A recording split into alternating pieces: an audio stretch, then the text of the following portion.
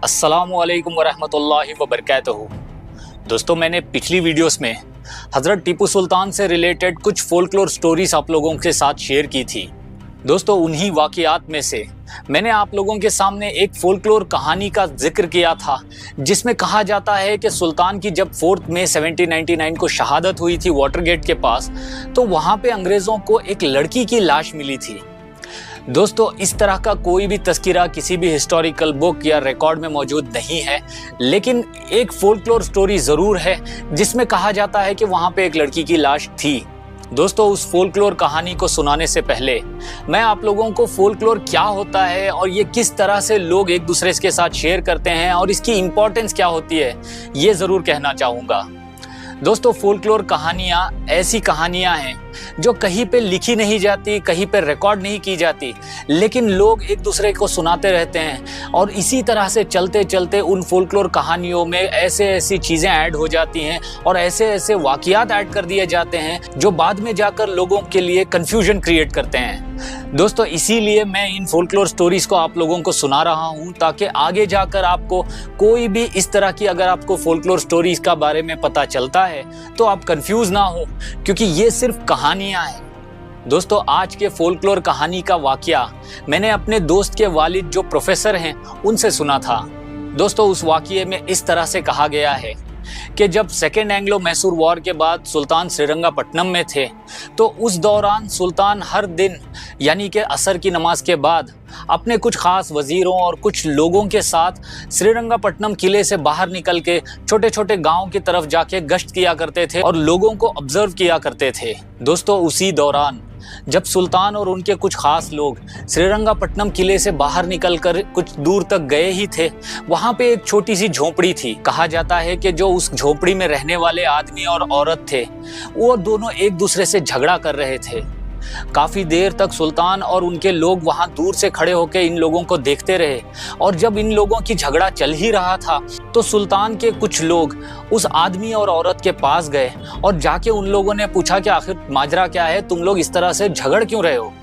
दोस्तों, सुल्तान के उन लोगों की बात सुनकर उस आदमी और औरत ने जवाब नहीं दिया और वो लोग अपने ही झगड़ों में, अपने ही आर्ग्यूमेंट्स में लगे रहे। दोस्तों, जब खुद हज़रत टीपू सुल्तान ने जाकर उस आदमी और औरत से पूछा कि आखिर क्या माजरा है कि तुम लोग इस तरह से आर्ग्यूमेंट क्यों कर रहे हो, तो दोस्तों उस आदमी ने खड़े होकर ज़ोर से ये कहा कि तुम्हें क्या है, तुम भी अपना काम देखो। दोस्तों, जैसे ही ये कहना था कि सुल्तान के लोगों ने तलवारें निकाल ली और उस आदमी से कहा कि ए गुस्ताख, तुम्हें पता भी है कि ये कौन है? ये खुद शेर मैसूर हज़रत टीपू सुल्तान हैं। दोस्तों, इस बात को सुनते ही उस आदमी और औरत के रूह कांप गई और वो लोग ज़मीन पर गिर के रो रो कर माफ़ी मांगने लगे। दोस्तों, सुल्तान ने उन लोगों को उठाया और पूछा कि आखिर तुम लोग लड़ क्यों रहे थे और क्या माजरा है। दोस्तों, उस आदमी और औरत ने सुल्तान से कहा कि ए सुल्तान, हम दोनों यहाँ के ज़मींदार के पास नौकरी करते हैं और हम दोनों में से अगर कोई एक भी अगर जाकर नौकरी नहीं करता है तो उस दिन हमारे घर में चूल्हा नहीं जलता है, हम लोगों के बच्चे भूखे रह जाते हैं। इसीलिए क्योंकि आज हम दोनों बीमार हैं, इसलिए हम दोनों काम पे नहीं जा सके और आज हम लोग इसी बात पे झगड़ रहे थे। दोस्तों, इस बात को सुनकर हज़रत टीपू सुल्तान ने फरमाया कि तुम दोनों हमारे साथ हमारे महल चलो। और जब वो आदमी और औरत सुल्तान के दरबार में आए तो वो लोग बहुत ही डरे हुए थे। सुल्तान ने वहाँ मौजूद दूसरे नौकरों से कहा कि इन लोगों को खाना दिया जाए। जब खाना उन लोगों के सामने लाके रखा गया तो वो लोग खाने से भी हिचकिचा रहे थे, वो लोग डरे हुए थे। जब उन लोगों से सुल्तान ने खुद पूछा कि तुम लोग खाना क्यों नहीं खा रहे हो, तुम लोग आखिर डर क्यों रहे हो, तो उस आदमी ने बहुत ही डरी हुई आवाज़ में कहा कि सुल्तान, हमें पता है कि यकीनन आप हमारी गुस्ताखियों की वजह से आप हम पे बेहद नाराज़ हो और ज़रूर आप हमें खाना खिलाने के बाद सज़ाए मौत देंगे।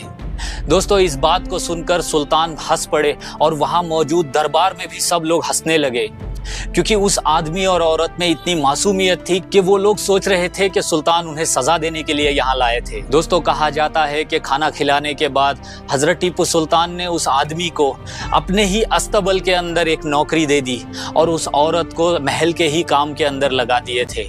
दोस्तों कहा जाता है कि थर्ड एंग्लो मैसूर वॉर में यानी कि 1791 और 1792 के आसपास उस आदमी की शहादत हो गई थी और उस आदमी की बेटी को हज़रत टीपू सुल्तान ने अपनी बेटी की तरह परवरिश की थी और वही लड़की थी जो फोर्थ एंग्लो मैसूर वॉर में यानी कि 4 मई 1799 के दिन हज़रत टीपू सुल्तान जहाँ पे शहीद हुए थे वाटरगेट टनल के पास, वहाँ पे अंग्रेज़ों को उस लड़की की लाश मिली थी और उसी लड़की का नाम सुमलता कहा जाता है।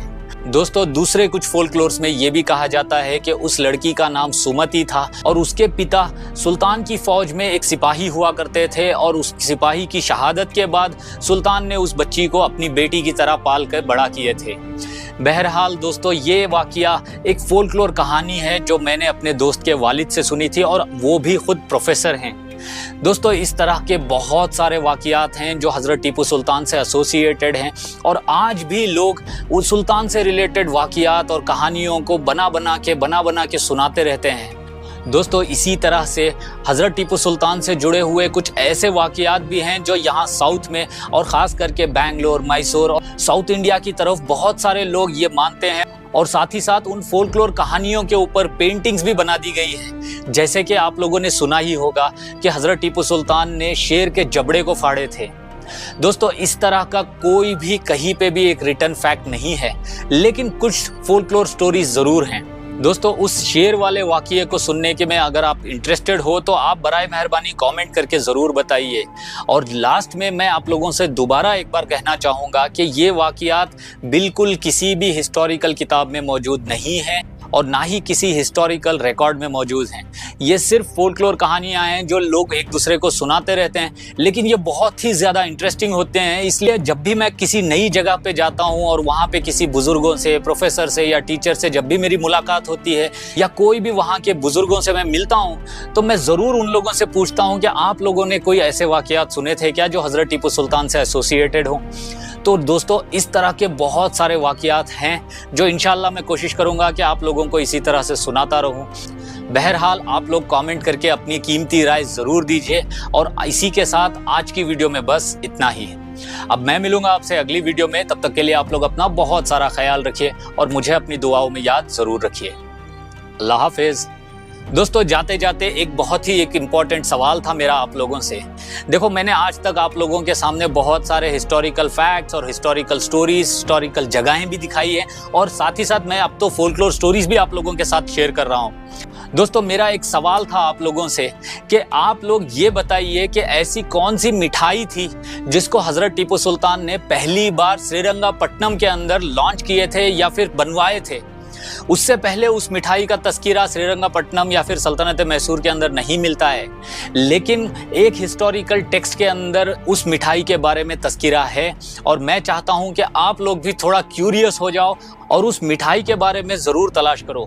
दोस्तों अगर आप लोगों को उस मिठाई के बारे में कोई भी इंफॉर्मेशन मिलती है तो कमेंट करके ज़रूर बताइए और अगर किसी ने सही हिस्टोरिकल बुक का तस्कीरा देते हुए सही जवाब दिया तो मेरी तरफ से आप लोगों को एक गिफ्ट हैम्पर ज़रूर मिलेगा। जज़ाकल्लाह खैर।